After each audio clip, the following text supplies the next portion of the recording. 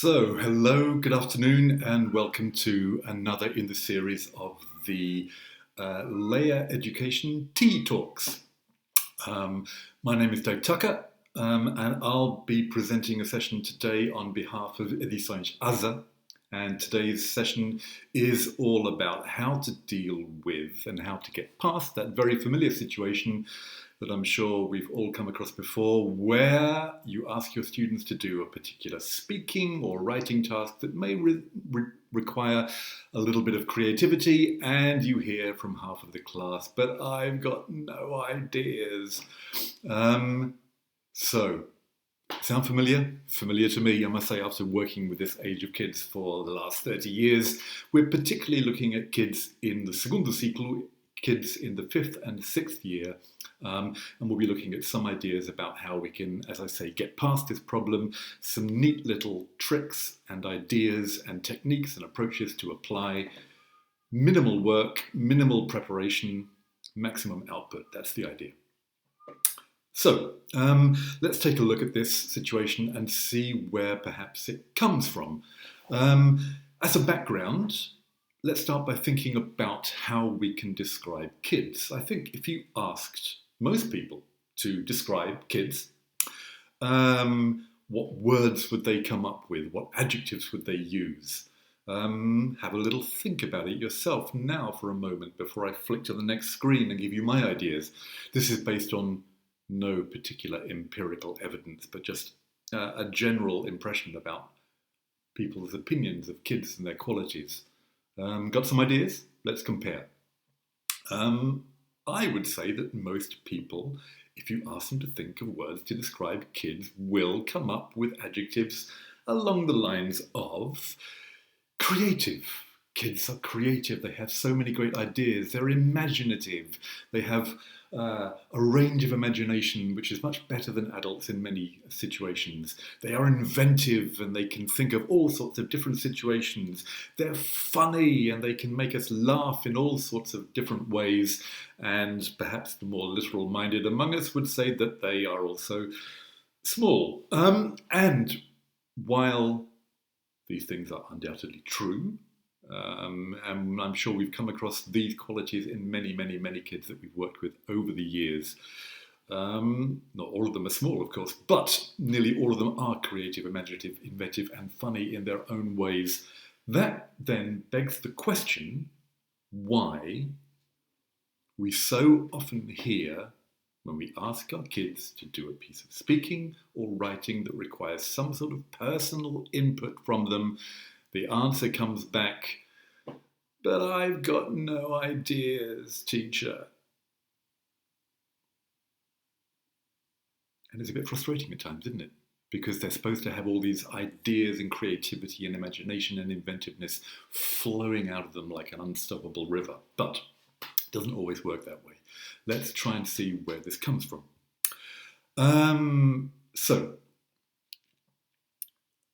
As so very often helps, I like to look at Kieran Egan's layers of development to help understand what's going on in young people's minds. Kieran Egan is an educational philosopher. He's a cognitive psychologist. He has a particular expertise and speciality in the areas of education and child development. And he developed a theory based around what are often called layers of development. He actually calls them understandings, layers of understandings, or rather understandings in different stages of development.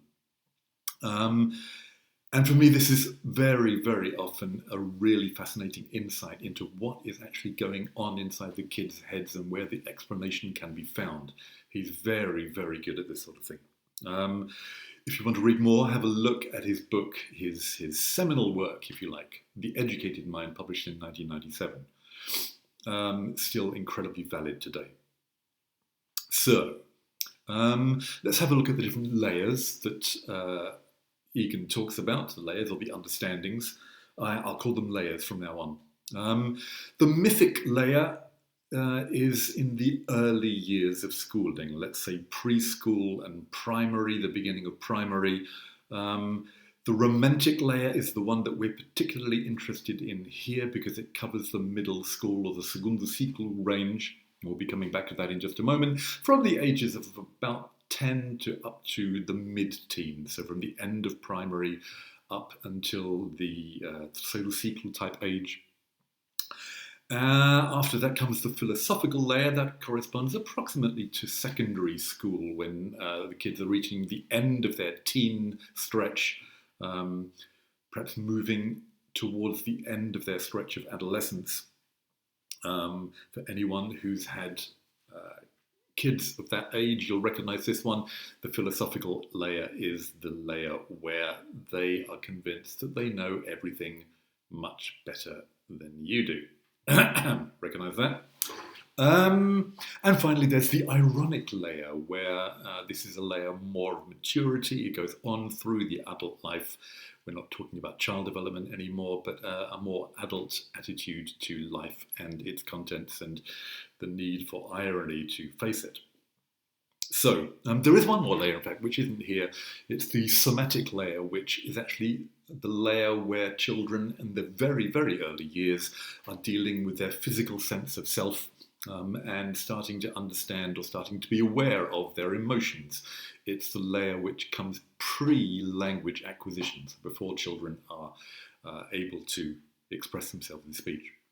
So, as I say, we're interested here particularly in the romantic layer, ages 10 to 14, 15. That covers our 5th and 6th year kids.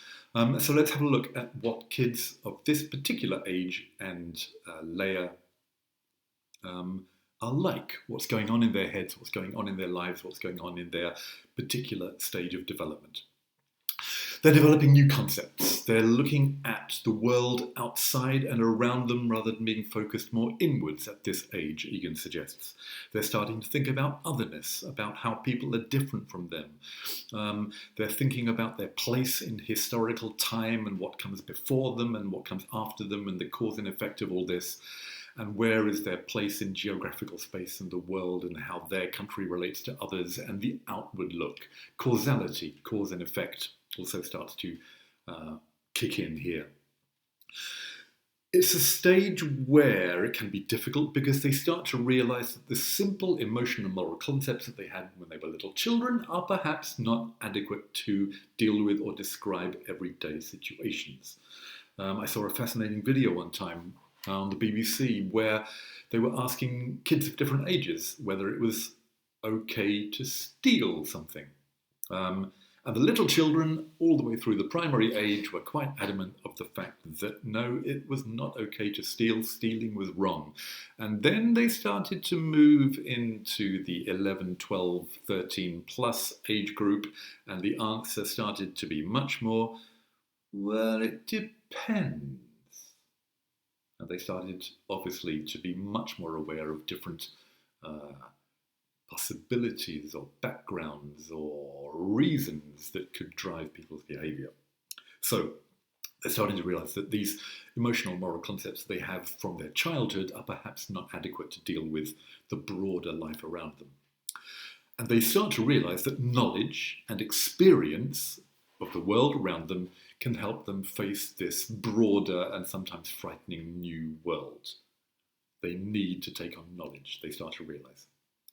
It's a struggle for many of them to find security, to find their place, to find their personality and their individuality in what seems to be a very threatening world. They become very aware of dangers around them in the world, especially on a global level. Things like pollution and climate change and terrorism are very much at the forefront of children's minds at this age. And they see that the way to transcend these type of threats and dangers in the world around them is with qualities that they can see espoused around them in other people, qualities of bravery, power, nobility, achievement, creativity. These are all ways that they can arm themselves to deal with, to transcend, and to go past these threats which they feel around them at this age as they start to widen their view of the world. interesting that this all ties in with a particular affinity with superlatives. They become obsessed, no, but very interested maybe in things which are the fastest, the biggest, the richest, anything that describes a superlative state becomes particularly interesting to them. Kids at this age in past years would have been fascinated, I know I was, by the Guinness Book of World Records. All these people who'd done bigger, better, faster, higher, longer, etc. than anyone else, I found absolutely fascinating, and kids tend to really relate to these superlative situations. Something to bear in mind. We'll come back to it in just a little bit. So, having established this, that these kids are thinking about how to face this challenging, threatening, dangerous, sometimes outside world, they're recognizing that knowledge and experience and qualities can help them. And it's very, very common for kids to start to relate to what I've named here visible embodiments of these qualities. In other words, heroes. They're looking for people who they think really show the qualities that they are looking for and that they think they need, or that they are finding they need, to face the outside world. In various different situations, bravery and power is one way to face danger, and we've got great examples of this in children's literature and popular films. Harry Potter, of course, has been the most successful character in children's literature of recent decades, and is a prime example of how a young child can use bravery and power to face a dangerous world. Wonder Woman is someone who seems normal on the outside, but then reveals levels of bravery and power to go out and fight evil and save the world. Achievement is another area which children latch onto, people being the very best in their particular area. We've got an excellent example in Maria João Pires. She was a particular hero of an ex-student of mine who was a superb musician. She was a violin player, not a piano player, my student, but she was very much focused on the fact that in Maria João Pires, Portugal had someone who was possibly the best in the entire world in her chosen area. There's this guy, Alex Honnold, if that's how you pronounce his name. I was made aware of him in a course book that I worked in a while back, He is a freestyle mountaineer, which means he climbs incredibly difficult and dangerous precipices and mountains with nothing but his fingers and his feet to find his way up the mountain and to keep him from falling. This element of danger also appeals to kids at this age, and doing things that no normal person could or might want to do, but he does it, and he does it superbly well. Invention and creativity and other ways to face the dangers and the challenges of the world around us. Elon Musk is not just superbly successful and rich and powerful, it seems, but he also emerged from a very, very difficult childhood. He was severely bullied at school and actually suffered quite serious physical harm from his bullies and was hospitalized, and has now emerged as one of the world's most successful business people, is creating new ways to do space travel, which is incredible by itself. He's a prime example of the type of person that children will latch onto when they know their story. Tomi Adeyemi is a young novelist from the United States. And she is of particular interest to young black children who finally have found in her wonderful books, The Children of Blood and Bone, and the sequel to it, The Children of Something and Vengeance. I've forgotten the name now. Children of Something and Vengeance. Anyway, Tomi Adeyemi is a young black novelist who has finally given young black children a hero or a heroine that they can relate to. And that makes her a real hero for many kids. And finally, nobility, being able to rise above and be seen to be superior to the normal person. These are the ones that came to my mind. Kids these days will probably think of other examples, but Jane Goodall is someone who is not just good at heart, but is saving entire species around the world. Martin Luther King was championing the rights of the disadvantaged and making social justice in the world. These are examples of nobility and achievement, which I think that we can all latch onto, and kids especially idolize people who show these types of qualities. Bravery, power, achievement, invention, creativity, nobility. They're all things really which we all want to aspire to, and children of this age are just starting to realize that they can start to aspire to these qualities, and they follow heroes like these, different probably in children's minds for this day and age, but heroes like these will be at the forefront of kids' minds as examples they can follow. So the question now is, having established all this, so we've got these examples of bravery and power and nobility and achievement and championing rights and fighting evil and inventing space travel and being the best piano player in the world and the most inspiring novelist for young black children and scaling and climbing mountains like no one has ever done before. These examples are incredibly vivid in children's minds, and the question then is that how does all this compare to how the students view their own lives? Their own lives basically tend to be very much on the level of, I get up, I go to school, I have lunch, I come home, I do my homework, I go to bed. And there's a real mismatch between the students' aspirations and their heroes and their idols and what actually happens in their own lives. And that is where the potential problem starts. Because I believe, I've come to the conclusion anyway, that when kids tell us that they haven't got any ideas, it may well be that what they actually mean is that they haven't got any ideas that will actually compare to what their idols and heroes are projecting and that they feel are worthy of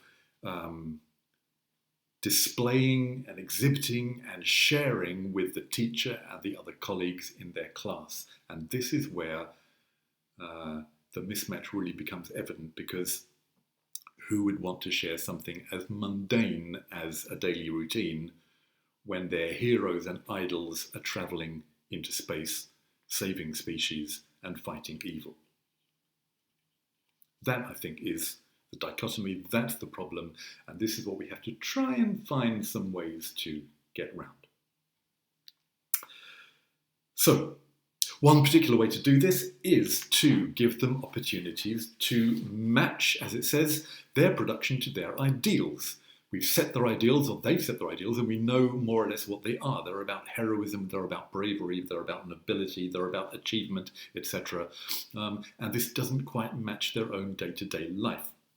So when we give them something which seems to be simple and factual and straightforward, there's something in the kids' minds which is saying, yeah, but that's not really what I want to share with the world around me. It doesn't match with my ideal of who I want myself to be and how I want to project myself in the future.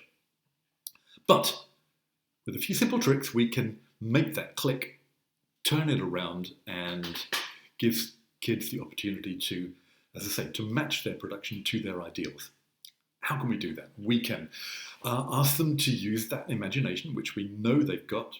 We've seen it in action many times, and to imagine that they are, firstly, a different person. Let's look at a few simple examples. Imagine that they are, for example, Cristiano Ronaldo, Dua Lipa, Zendaya, Iron Man, Captain Marvel, Sarah Sampaio, James Bond. I've tried to pick a mix here of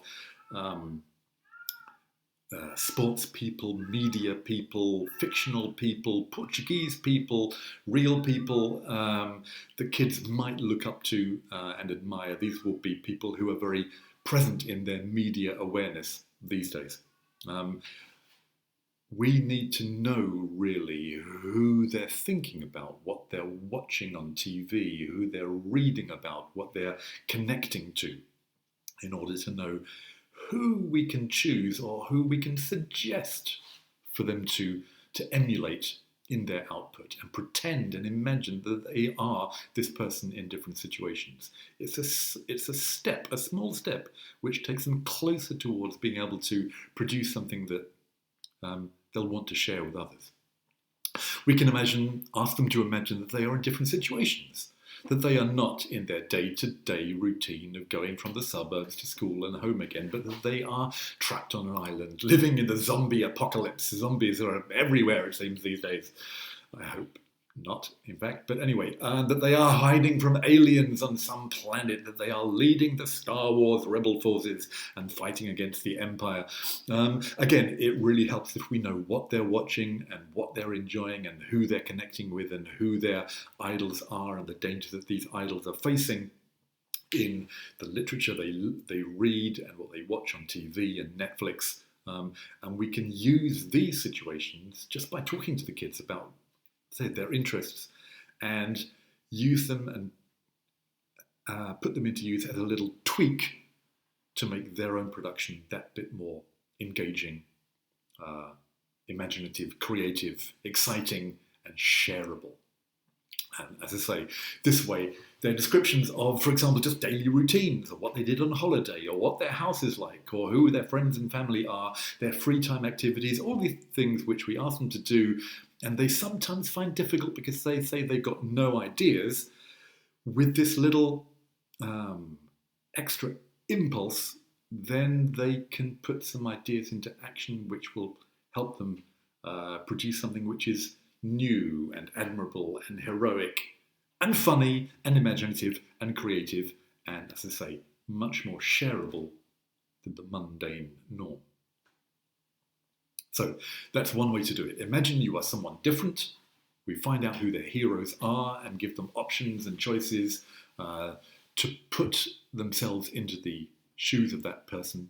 And imagine that they are in a different situation, that they're not living their normal day-to-day life, but that they are facing danger and being heroic and defeating evil, etc.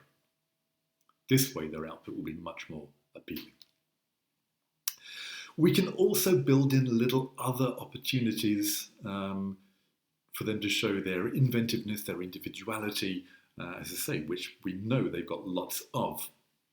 And there are other little ways which we can help them get into the subject and explore it a little more and think about it and be more inventive inside it. We can ask them to answer on behalf of a friend, or ask them to answer on behalf of a different character. They'll have to think about it a little more and use a little more imagination to be able to do that. We can ask them to give answers or information which is the complete opposite of the truth, and it very often becomes quite comical, which kids always enjoy if they use the absolute opposite of what their truth is. We can ask them to include just one lie for the others to try and find. This is important for the others to try and find when they're listening. We'll come on to this in a moment. But including one thing which others have to try and spot is a great way to make kids want to share that information and see if the others can rise to the challenge which they themselves are setting when they're speaking. Can you find the lie that I include in my speaking? We can ask them to include only one true thing. Turn it completely on its head. Describe your holiday and include only one true thing which the others have to try and guess, and everything else is complete invention. Again, the others are clued in and listening, and that's important, as we'll see in just a moment more. But the person who is speaking is providing a challenge and providing a task for the others to listen and enjoy. We can ask them just to write one sentence and pass it on. When we do this, they have a piece of paper, they write the sentence, they pass that paper on to their neighbour, and as the papers go round the class, something builds up which is usually completely illogical, really quite funny, very inventive, will make them laugh, and is also, as we'll see, a way to make them see that everything is just a sentence at a time, really. And if you put those sentences together, it makes something complete and engaging and entertaining. One sentence at a time and pass it on is a great way to create something funny and engaging and enjoyable for everyone to share. And we can also make use, if you don't know it already, I thoroughly recommend using story cubes. Story cubes are available. Let's flick to the next slide and show they're available in a fully commercialized product. Rory's Story Cubes, they're called. You get in your package when you buy Rory's Story Cubes a set of 9 dice, and on each face of each die there are different pictures. Simple little diagrams showing a clear idea in just one simple icon type picture. And these are ideas that can be included in stories or in speakings or in descriptions or anything you like. They're great for just inputting new ideas. If you don't actually have a physical set of these story cubes that you can use, then fortunately there is online a version that you can use on the internet. You've got the reference at the bottom of the screen here. Pause the video for as long as you like, of course, and make a note of that. I thoroughly recommend going to this site and using the story cubes online version. Here we go. You start with, on the screen, you'll find somewhere a window like this, showing 9 faces of 9 different dice. And when you click on the Go icon, it will then shuffle the cubes. And when the cubes come to a stop, these are the new ideas the students must try and include in their story or description or daily routine. A torch, a plane, an axe, someone crying. Oh, they're going again. This is too quick. This story must include a key or a fish or a treasure map. I like it. Or a clock. Here we go again. This particular story must include someone falling. There's a thief, there's lightning, there's a castle, there's, I don't know, poison, something like that. So very, very quick with just showing this on your blackboard. Oh, that shows my age. Whiteboard. On your interactive whiteboard, you project this, click on Go, and it will provide these 9 possibilities for items to include in, as I say, a description or a story or a routine or a holiday or anything else that you want them to write about. To include all 9 is very, very challenging. I recommend asking them to include a minimum of 3. And those who want to include more can include more. But I would imagine that making a little daily routine in creative invention, everyone can include a castle and someone falling and a speech bubble of some type, something you say during the day. Story cubes are great for just giving a little extra impetus for new and imaginative ideas. So, we've got their possible new characters, we've got their possible new situations, we've got other little inventive ways to them to put a little bit of their own individuality from themselves into their production and challenge the others and use new ideas from the story cubes. But even with all this background and this build-up, it might still be a little challenging in the minds of some students. So let's just have a look at a few ways which we can just help them towards seeing that this really is a quite achievable task. And the way to do this first is as a whole class activity very often. Do it with the whole class, see how easily it can be done. A quick, simple, perhaps shortened version will give them the confidence to go ahead and do it for themselves later. We can do a very simple answer around the class. I often do this with kids of this age and older, in fact, and higher levels. But building an answer around the class, each student contributes 1 word each. So you can go around the class, up and down the rows, if you like, and you will build something along the lines of the first student will say I, the next student says get, the next student says up, at, 9 o'clock, and I, and they build up simple sentences describing a daily routine, for example. Later on, they can be creative and inventive with this, but we can help them see how easy it is to do by word at a time, building, simple sentences, and working together. They can make something which is correct and then expandable. You as the teacher, as it says in brackets here, can redirect, or you can take a turn to introduce a word like and or but, or you can put in key vocabulary like go or watch or eat, etc., to push the production one direction or another, or to help out and give students a little push when they're having difficulty. We can do a change it round activity. This is great for taking something which is very simple and showing how it can be made into something more inventive and creative and imaginative just by changing little bits at a time. I'm going to show you an example of this on the next screen, but I do love doing change it round activities. They tend to be quick, simple, and incredibly enjoyable because they end up usually very funny and very inventive, and the kids really enjoy them once they get the idea. As it says, you change it a word or short phrase at a time. When you change the words, they go up in a different colour on the board and they can't be changed again until everything that can be changed has been changed. We'll see an example in just a moment. We can also use that idea from earlier, the consequences idea of write one sentence and pass the paper on, as I say, a way to build up and show them how simple it is. It's just a sentence at a time, guys. That's all you need to do. And it shows that these simple sentences put together end to end can be built into something which is really quite extensive and impressive and entertaining as well. So let's have a quick look at the change it round example, starting with a very simple daily routine, which we might have as an example text in a workbook or something. Every day, James goes to school by bus. He starts classes at 8:30 and he has lunch at 1 p.m. So here we go. It's just a very simple, a very approachable daily routine using the key vocabulary and structures that they've studied already. There's the example.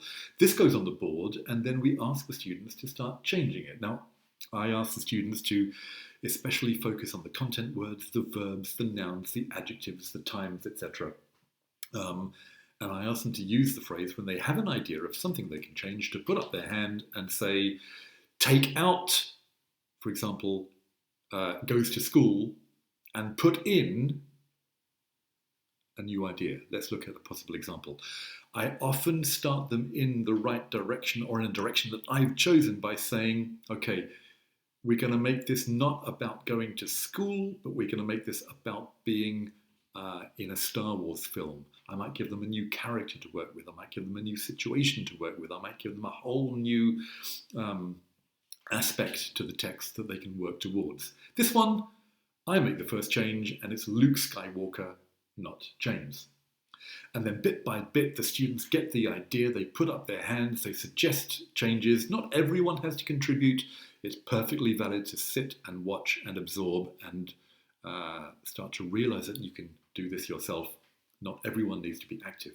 But bit by bit, they change the text, and you will often end up with something like, every day Luke Skywalker goes to the Death Star by X-Wing fighter. He starts the attack at 12 o'clock and he uses the Force at 12:15. He goes home after destroying the battle station and he writes a report. He practices the Force and then he goes to Tatooine rather than bed. So there we go, just little changes. It's quite exciting, it's quite funny, it's a bit silly, and it's changed just a little word by little word or little verb phrase by little verb phrase, and the students start to see that they can take something which is really quite mundane and make minimal changes to it and change it into something which is really quite entertaining and shareable. You will, in these type of activities, be asked, and this is something to be aware of, for vocabulary. They don't all know how to say battle station or X-Wing fighter, but they will obviously have the opportunity to ask you. They can put their hand in the air when they're in the middle of their writing or preparation time, and they can ask, please, how do you say X in English? And then you are the helper and the provider of the vocabulary which you can put on the board, so the students can refer to it as they go through, and anyone who repeats the same question, you can just direct them to the board because you've got there the Portuguese word and the English equivalent which they can use to expand what they're writing. Do expect a lot of questions about vocabulary, but I think the very fact that kids will want to know new words and include them in something they're writing to make it more creative and entertaining is a win from the very outset. That's what we really want to happen. So it's a great way to make the most of their need for new vocabulary. And finally, we've talked about this before, the sense of audience.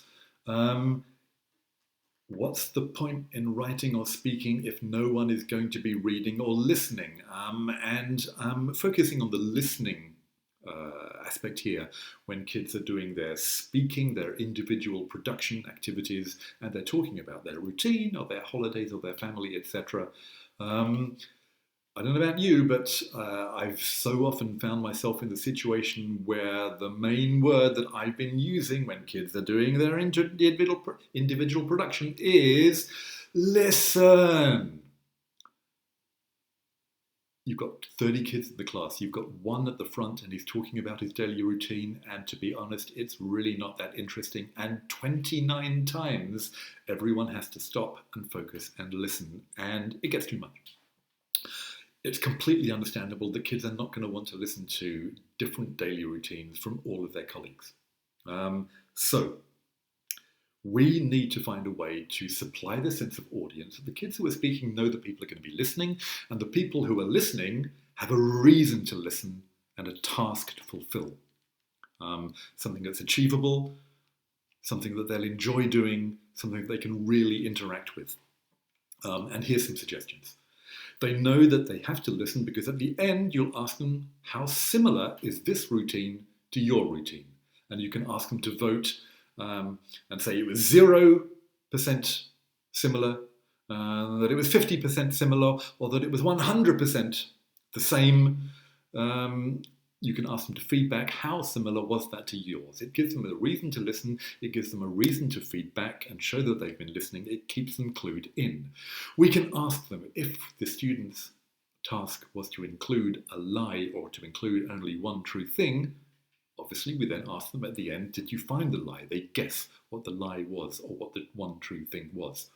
They're listening, they're thinking, they're judging, they're feeding back, they're interacting, and the people speaking know that people are listening. Raise your hand during the speaking when anything in the production matches what's in yours. So they're listening and they're interacting and they're showing their interaction, or they're showing rather their attention by interacting by simply raising their hand and showing that they're following what's being said. And that's great for the person speaking because they know they've got the audience and they can see the reactions. Listen and mime is another great way of showing that you are listening, and for the person speaking to see that people are listening to you.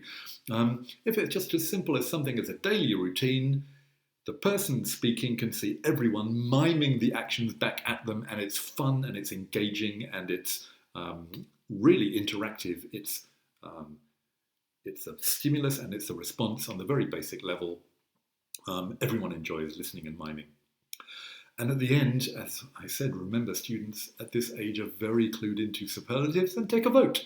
Take a vote at the end for what was the best, the most inventive, the most creative, the most unbelievable production about their holiday, their family, their free time activities, etc. It gives them that extra reason to listen carefully and then vote for their perceived favourite at the end. I think it's very important, and I always insist on this, and then it becomes a habit, and then it becomes nice, and then it becomes really reassuring that every time you get someone up at the front of the class doing their individual production, everyone applauds at the end. No exceptions. They get through it, they do their best, and everyone gets a round of applause. It must be said that some people get more applause than others, but everyone gets applause. Positive feedback. unconditional positive regard. So there we go. Let's look at our overall schema, where it came from, what we can do, and what the end product is. It started with students identifying with heroic figures while they're searching for their place in the world at this age. In the romantic layer, they're struggling with what they sometimes perceive as a threatening, dangerous outside world, and they're trying to find their place in it. We, as teachers, can help them by providing the opportunity to involve their heroes, or for themselves to simulate that heroic experience and put themselves into the shoes of someone who shows these qualities which they want to work towards. We can do this by encouraging them to take on a new persona, to be a new character, to imagine a new experience in different situations, in different scenarios, and use their imagination in that way. We can show them how easy it can be to do this by having this whole class warm-up, which we mentioned, a word at a time, a sentence at a time, or changing a simple text. And we can encourage students to have a little more confidence by knowing that their classmates will be listening because they have a task, and they'll be doing some feedback at the end, and they will have people's attention. Probably not everyone's, let's be honest, but they'll have most people's attention. And at the end, everyone finishes by receiving a round of applause. You get that positive reaffirmation and the feel-good factor. And in this way, we can help them feel that they are starting to find their place in the world. That production has moved them forward a little more to finding their place in the world and considering it to be a little less scary, at least inside the English language classroom. So, any questions or comments that you have, please feel free to leave them in the comment section below. I think there'll be one open for people to comment and ask questions. I'll try and respond to all the ones that I can. And for now, that's it from me. Thank you so much for listening and bearing with me. Some people say that I look like Mr. Bean. I've never understood this, but there we go. There's Mr. Bean and his little teddy bear on behalf of me and Asa, Asa, thanking you for being with us today. Have a good afternoon. Thanks. Bye-bye.